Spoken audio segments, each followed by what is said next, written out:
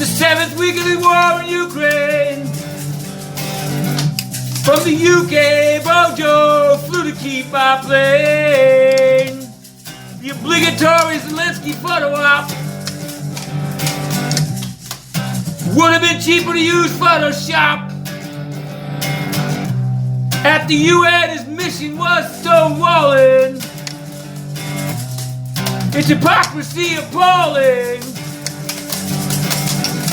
Didn't they grab the Malvinas by force?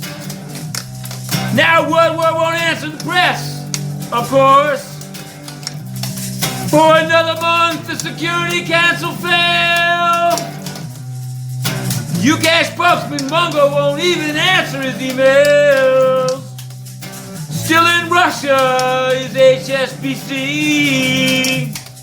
Like the UK mission full of hypocrisy. The UN is failing on Ukraine. It's not just a veto. That big boss Tony Guterres has spent 5 years calling Putin Papacito.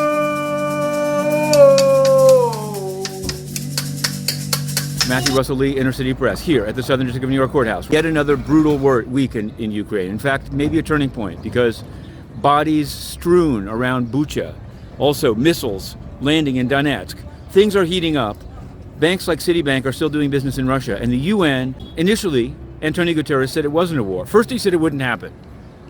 He assured the world, as the gun was being loaded, that nothing would happen, thereby delaying response. Then he said nothing had happened. It wasn't a war, not an invasion. The gun didn't go off.